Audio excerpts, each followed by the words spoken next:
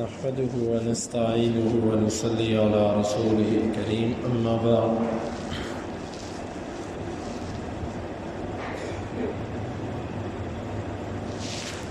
کسی بھی حرام چیز کے بارے میں اسلام اور احادیث سے جو بات سمجھ آتی ہے وہ یہ ہے، جس چیز کا کھانا پینا اور کسی قسم کا استعمال اسلام نے منع قرار دیا ہے، اس چیز کی بیع جائز نہیں۔ ہر وہ چیز کہ جس کو کھانا پینا بھی جائز نہیں اور کھانے پینے کے علاوہ اس کا کوئی اور استعمال بھی نہیں ہے، اسلام نے اس چیز کی خرید و فروخت کو بھی حرام کیا ہے اور اس کے استعمال کو بھی حرام کیا ہے۔ جیسے شراب ہے، شراب اب پینے کے سوا کون سا اور مقصد ہے کہ جس کے لیے وہ استعمال ہوتی ہے؟ کوئی ایسا مقصد نہیں ہے، تو لہٰذا اس کا اور فائدہ بھی کوئی نہیں اور نہ استعمال ہو سکتی ہے، یہ حرام ہے۔ دوسری بات کہ جس چیز کا غالب اور اکثر استعمال کھانا پینا ہو، جزوی طور پر کسی اور چیز میں بھی استعمال ہوتی ہے، شریعت اس کو بھی، اس کی خرید و فروخت کو بھی حرام کرتی ہے۔ اس طرح کہ نبی صلی اللہ علیہ وسلم سے کہا گیا کہ چربی، مردار کی چربی، آپ نے فرمایا حرام ہے۔ صحابہ نے کہا اللہ کے رسول، وہ کشتیوں کو نیچے سے لیپا جاتا ہے، یعنی جب لکڑی کی کشتی بنائی جاتی ہے اس کے اندر جو درجے رہ جاتی تھیں جہاں سے پانی اوپر جاتا تھا، اس کو اس دور میں چربی کے ساتھ بند کیا جاتا تھا، چربی پگھلا کر ان درجوں کو پٹین کی طرح بھر دیا جاتا تھا تاکہ پانی اندر نہ جا سکے۔ تو اللہ کے رسول یہ اس لیے استعمال ہوتی ہے، آپ نے فرمایا حرام ہے۔ کہ اللہ کے رسول لوگ اس سے چراغ جلاتے ہیں، تیل کے طور پر استعمال کرتے ہیں، حرام ہے۔ کیوں؟ اس کا غالب استعمال کھانا پینا ہے۔ تیسری صورت یہ ہے، ایک چیز کو کھانا پینا تو حرام ہے لیکن اس کے اور فوائد اور استعمالات ہیں، اس چیز کو بیچنا جائز ہے۔ جیسے خچر ہے، گدھا ہے، اسلام نے اس کے کھانے پینے کو حرام قرار دیا، لیکن سواری کے طور پہ، سامان اٹھانے کے طور پہ، کئی اور کاموں کے اندر استعمال ہوتا ہے، یہ جائز ہے۔ البتہ کھانے پینے کی غرض سے اگر کوئی بیچے گا اور کھانے پینے کی غرض سے گدھے یا خچر کو خریدے گا تو وہ پھر حرام ہو گیا۔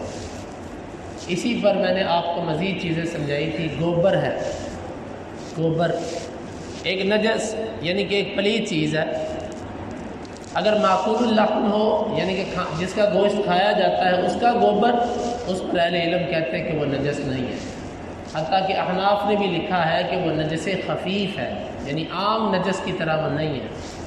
کیوں؟ جو بندہ جانور رکھے ہیں، جس نے بھینسیں رکھی ہیں، وہ اس سے بچ ہی نہیں سکتا، ادھر سے گزرے گا جانور کی گوبر کی چھینٹ پڑ جائے گی، پیشاب کی چھینٹ پڑ جائے گی، وہ ہر وقت کپڑے بدلتا رہے گا۔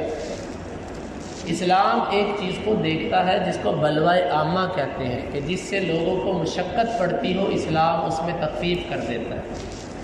مثلا اسلام نے کہا کہ بچے کے پیشاب سے، بچہ، چھوٹا بچہ جو کھانا نہیں کھاتا، اگر وہ پیشاب کر دے تو تم چھینٹے مارو۔ بعض لوگوں نے اس سے یہ مسئلہ سمجھا کہ شاید چھوٹے بچے کا پیشاب پاک ہوتا ہے، پاک نہیں ہوتا پلید اور نجس ہی ہے اس کا پیشاب۔ صرف اتنا فرق ہے کہ شریعت نے آپ کے لیے آسانی کر دی کہ چھوٹے بچے کو لاڈ پیار کے ساتھ زیادہ اٹھایا جاتا ہے بچی کی بنسبت۔ لڑکوں کو لوگ زیادہ اٹھاتے ہیں اور باہر بھی لے آتے ہیں، زیادہ گھومتے، لڑکیوں کو اتنا نہیں اٹھایا جاتا جتنا لڑکوں کو اٹھایا جاتا ہے۔ تو شریعت نے اس مشقت سے تمہیں بچانے کے لیے کہا کہ چلو اس نجاست کو دور کرنے کے لیے تمہیں کپڑا دھونے کی ضرورت نہیں، پانی کی چھینٹے اوپر مار دو بس۔ اس کو کہتے ہیں بلوائے عامہ۔ اب بلی ہے، بلی حرام ہے، لیکن نبی صلی اللہ علیہ وسلم سے کہا گیا کہ یہ ہمارے گھروں میں چکر لگاتی ہے، کھانے کی چیزوں میں منہ مار جاتی ہے، کیا یہ حرام ہے؟ آپ نے فرمایا نہیں، انہا علیکم من الطوافات او کما قال، یہ تو تم پر چکر لگانے والی ہے۔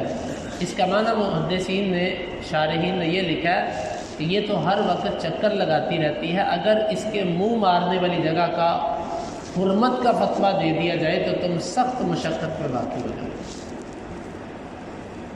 یعنی تم بلی سے کس کس چیز کو چھپا کے رکھو۔ آج کل تو کیفیت بدل چکی ہے نا، کچن بن چکے ہیں، دروازے لگ چکے ہیں، لیکن آپ اس دور میں جا کر دیکھیں جب سب کچھ باہر پڑا ہوتا تھا تو کون کون سی چیز تم بلی کے منہ مارنے سے بچاؤ گے؟ تو شریعت کا ایک مزاج ہے، جہاں پر مشقت آتی ہو وہاں پر وہ رخصت دیتی ہے، لیکن یہ رخصت بندہ اپنی طرف سے نہیں پیدا کر سکتا، یا کسی عالم کو یہ اختیار نہیں کہ وہ رخصت نکال لے یہاں سے۔ جہاں شریعت نے رخصت دی ہے اس کو وہ ظاہر کر سکتا ہے کہ یہاں پر رخصت ہے۔ تو اسی طرح جانوروں کا جو بول و براز ہے، جن کا گوشت کھایا جاتا ہے، گائے، بھینس، اونٹ، بکری، بکرا وغیرہ، جن کو انسان اپنے پاس رکھتا ہے، اب ان کے پیشاب کی چھینٹ اگر انسان کے کپڑوں کو لگ جائے، ان کے گوبر کی کوئی انسانی کپڑوں پر لگ جائے تو اس سے کپڑے پلید نہیں ہوتے نجس۔ اسی لیے نبی صلی اللہ علیہ وسلم نے بکریوں کے باڑے میں نماز پڑھنے کی اجازت دی، جہاں پر بکریاں ہوتی۔ اب جہاں پر بکریاں ہوتی وہاں پر ان کی مینگنے اور پیشاب ہر جگہ پر گرا ہوتا ہے، اگر یہ نجس ہوتا تو آپ نے نماز کی اجازت نہ دیتے۔ اور اسی طرح وہ بخاری کی حدیث جب آئے گی بھی اور گزری بھی ہے کہ جن لوگوں کے پیٹ خراب ہو گئے تھے تو آپ صلی اللہ علیہ وسلم نے علاج کے طور پر ان سے کہا تھا کہ تم اونٹوں کے پیشاب اور دودھ دونوں پیو۔ اب یہ صحیح بخاری کی حدیث ہم مانتے ہیں، اللہ کے نبی نے فرمایا۔ کوئی بندہ اس حدیث کو سن کے ناک چڑھائے، مذاق کرے، اس کی مرضی، لیکن سوال یہ کہ یہ جو انگریزی گولیاں اور دوائیاں ہم کھاتے ہیں اس میں کیا ہے؟ کسی کو پتہ ہے؟ آپ کو تو سفید رنگ کی ایک گولی پکڑا دی جاتی ہے، اس گولی کو کن چیزوں سے بنایا گیا کسی کو پتہ؟ بعض کیپسول ہوتے ہیں وہ کن چیزوں سے بنتے ہیں کبھی پوچھے ہم نے؟ نہیں۔ لیکن حدیث کے اندر اگر یہ ہے کہ جی ان کا پیشاب اور دودھ دونوں پیو، تو کئی لوگ خاص طور پر وہ لوگ کہ جن کا مخصوص فرقوں کے ساتھ ایک تعلق ہے، فقہی مسلکوں سے تعلق ہے، وہ ناک چڑھاتے ہیں اور اس حدیث کا مذاق اڑاتے ہیں، اور اہل حدیث کو کہتے ہیں تم بخاری مانتے ہو، پیو اونٹوں کے پیشاب۔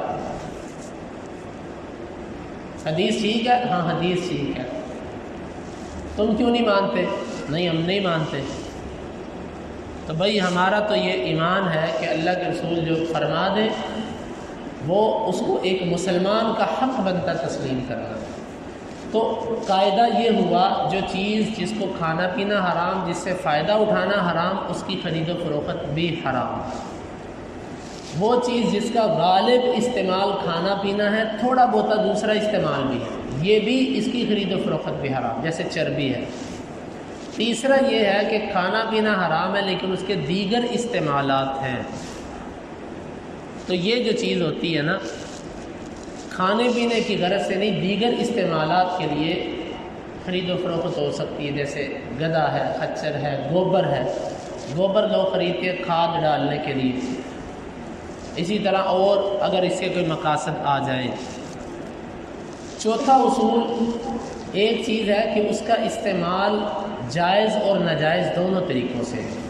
موبائل فون ہے، اب موبائل لیتا کوئی بندہ اس کا غلط استعمال کرتا ہے، اور ایک بندہ موبائل لیتا ہے اس کا صحیح استعمال کرتا ہے۔ موبائل کا صحیح استعمال بھی ہے، غلط بھی ہے۔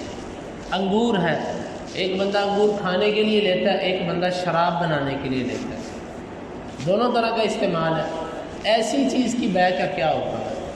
تو ایسی چیز کی بیع جائز ہے، ہاں اگر خاص کسی بندے کے بارے میں پتہ چل جائے کہ یہ اس کا غلط استعمال کرتا ہے، پھر بیچنا جائز نہیں۔ جمہور اہل علم نے یہی لکھا ہے، اور یہ بات درست ہے کہ جب آپ کو پتہ چل جائے کہ یہ بندہ میرے سے انگور خرید کے اس کا سرکہ بنا، اس کا شراب بنائے گا، اس کو انگور بیچنا جائز نہیں۔ اور اسی طرح اگر یہ پتہ چل جائے کہ یہ بندہ موبائل لے کر اس سے صرف غلط قسم کے کام کرے گا، فحش کام کرے گا، تو اس کو موبائل دینا بھی جائز ہے۔ اگرچہ عام لوگ ان کا استعمال موبائل کا زیادہ ٹیلی فون کیا ہوتا ہے، بہت کم ہوتا ہے دوسرا استعمال، لیکن جس بندے کو پتہ چل جائے کہ یہ غلط زیادہ استعمال کرے گا، اس کو بیچنا درست نہیں۔ تو یہ چند قواعد تھے، سارے تو میں نے بیان نہیں کیے چونکہ یہ بہت اس کے لیے وقت درکار ہوتا ہے، البتہ موٹے موٹے قواعد جو ہیں وہ اپنے ذہن میں انسان کو اتنے رکھنے چاہیے۔ باب اسم من باع حرا، یہ باب ہے اس شخص کے جرم کے بارے میں کہ جس نے کسی آزاد آدمی کو بیچ دیا۔ آزاد انسان تھا، مسلمان تھا، اس نے اس کو فروخت کر دیا، بیچ دیا۔ اس کا جرم کتنا بڑا ہے اس کے بارے میں یہ باب ہے۔ امام بخاری کہتے ہیں کہ ہمیں بیان کیا بشر بن مرحوم نے، وہ کہتے ہیں ہمیں بیان کیا یحییٰ بن سلیم نے اسماعیل بن امیہ سے، وہ سعید بن ابی سعید سے، وہ ابو ہریرہ رضی اللہ عنہ سے، وہ اللہ کے نبی صلی اللہ علیہ وسلم سے آپ نے فرمایا ثلاثۃ انا خصمہم، تین بندے ایسے ہیں کہ ان کے ساتھ جھگڑا میں کروں گا۔ اللہ تعالیٰ کہتا ہے تین بندوں کے ساتھ جھگڑا میں کروں گا یوم القیامہ، قیامت کے دن۔ رجل اعطى بی ثم غدر، وہ بندہ جس نے میرے نام پر قسم دی اس کے بعد قسم کو اس نے توڑ دیا۔ وَرَجُلٌ بَاعَ حُرًّا فَأَكَلَ ثَمَنَهُ، وہ آدمی جس نے کسی آزاد بندے کو بیچا اور اس کی قیمت کھا گیا۔ وَرَجُلٌ اسْتَأْجَرَ أَجِيرًا، اور وہ بندہ جس نے مزدور اجرت پر رکھا، فَاسْتَوْفَىٰ مِنْهُ وَلَمْ يُعْطِهِ أَجْرَهُ، اس سے کام پورا کروایا اور اس کو مزدوری نہ دی۔ تین بندے ایسے ہیں کہ ان سے اللہ تعالیٰ کہتا ہے میں خود جھگڑوں گا، ان کے خلاف میں خود آؤں گا۔ ویسے تو ہر باطل کے خلاف، ہر غلط بندے کے خلاف اللہ خود آئے گا، لیکن یہ تین قسم کے بندے ایسے ہیں کہ بطور سختی ان کے بارے میں فرمایا کہ ان کے ساتھ میں خود نپٹوں گا۔ ایک بندہ وہ ہے کہ جس نے اللہ کے نام پہ قسم دی اور بعد میں قسم کا پاس نہیں کیا۔ قسم کے بارے میں ایک اصول یاد رکھیں، قسم پر جہاں بندہ بے بس ہو جائے، اور اللہ جانتا بے بس ہوا کہ نہیں ہوا، جہاں بندہ بے بس ہو جائے وہاں پر بندہ گناہگار نہیں ہے۔ قسم کا تعلق ہوتا ہے انسان کے اختیار کے ساتھ، اسی لیے اہل علم نے لکھا ہے، حدیث میں بھی آتا ہے انشاءاللہ ساتھ کہو، انشاءاللہ۔ تو جہاں پر انسان نے عزم تھا، ارادہ تھا، قسم دی، لیکن بے بس ہو گیا، بے اختیار ہو گیا، اور اللہ جانتا کہ بے اختیار تھا، اس بندے کا گناہ نہیں ہے۔ ہاں جس نے قسم دی، سستی کی، غفلت کی، یا جان بوجھ کر اس نے قسم کو توڑا، یہ دونوں بندے مجرم ہیں، سستی کرنے والا بھی، جان بوجھ کر توڑنے والا۔ تو یہ اتنا بڑا جرم ہے اللہ کی قسم دے کر اس کو توڑنا کہ اللہ اس کے ساتھ خود جھگڑے گا قیامت کے دن۔ دوسرا، کسی آزاد بندے کو بیچ دیا، کسی کو پکڑ کے بندے اسمگل کرنا، باہر کے ملکوں میں جا کر یہ بعض جو ہوتے ہیں یہ ایجنٹ یہ کام کرتے ہیں، یہاں سے لوگوں کو سبق باغ دکھائے کہ آؤ ہم تمہیں جو ہے نا وہ دیتے ہیں، نوکری دلواتے ہیں باہر کے ملک میں، اچھی جاب دلوائیں گے، لاکھوں روپے تمہاری تنخواہ، ادھر سے کسی امیر کے ہاتھوں بیچ دیا کہ لے اس کو اپنا نوکر بنا۔ کئی ویڈیوز آپ دیکھتے ہیں کہ جی مجھے دھوکے کے ساتھ یہاں پر لایا گیا، اب میں یہاں پر غلامی کی زندگی گزار رہا ہوں۔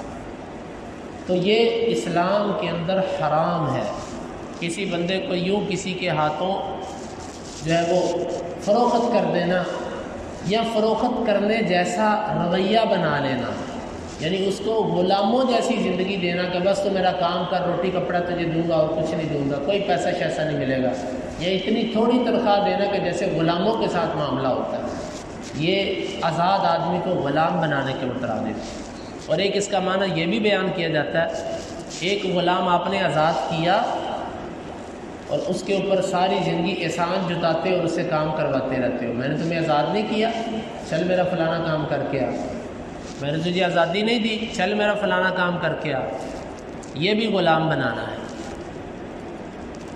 یا کسی کو بارے میں کہا تھا کہ میں اس کو آزاد کر دوں گا، لیکن اس کی غلامی آزادی کو چھپا کے رکھنا کہ کسی کو پتہ نہ چل جائے کہ میں نے اس کو آزاد کر دیا، یہ سب کی سب صورتیں آزاد بندے کو غلام بنانے میں آتی ہیں، اور اسلام تو غلاموں کو آزاد کرنے کا حکم دیتا ہے، اور جس نے آزاد کو غلام بنایا اس نے اس کے اختیارات، کیونکہ غلام کا اپنا کوئی اختیار نہیں ہوتا، وہ اپنے مالک کا ہوتا ہے۔ تو اس نے ایک آزاد انسان کے اختیارات کو ختم کر دیا۔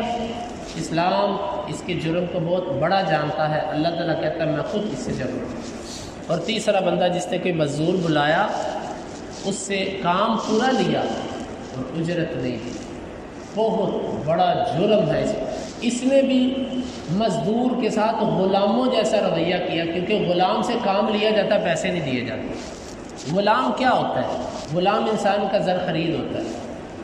پیسے دے کر آپ نے جو بندہ خریدا ہے اس کو غلام کہتے ہیں۔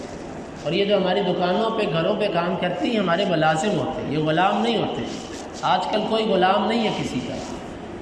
تو یہ کام لیا اور اس کو اجرت نہیں دی، یہ اسلام نے اتنا بڑا جرم قرار دیا اس کو کہ اس کے لیے اللہ خود اس سے جھگڑے گا قیامت کے دن۔ تو یعنی کہ اگر آپ کسی مزدور سے کام کرواتے ہیں، اگر اس سے اختلاف بھی ہو جاتا بھئی یہ تیرا کام مجھے پسند نہیں ہے، چل چھوڑ دے، تو چاہیے کہ جتنا کام کروایا اتنی مزدوری اس کو دے دے بھی تیرا دن کے اندر 1000 روپیہ طے تھا، 2 گھنٹے تو نے کام کیا، 8 گھنٹے کو تقسیم کر لو 1000 پہ، یہ پکڑ، یہ تیرا بنتا ہے 200-300 روپیہ، یہ تو پکڑ لے، میں تیرے سے کام نہیں کروانا چاہتا۔ ٹھیکہ تھا، جتنا کام تھا بھائی تو اتنے کے پیسے لے لے، میں تیرے سے کام نہیں کرواؤں۔ تو یہ مزدور کا حق یہ بڑا ضروری ہے کہ فوری طور پہ دیا جائے۔ باقی معاملات پہ کچھ کمی بیشی ہو جائے تو الگ ہے، لیکن مزدور کا حق جس نے رکھا اس کا اسلام کی نظر میں بہت بڑا جرم ہے۔ اللہ تعالیٰ سے دعا ہے کہ اللہ تعالیٰ ہمیں ان حدیث کو سمجھنے کی اور عمل کی توفیق عطا فرمائے۔ اللہم انفعنا بما علمتنا وعلمنا ما ينفعنا وزدنا علما وآخر دعوانا ان الحمد للہ رب العالمین۔ حدیث نمبر 2227۔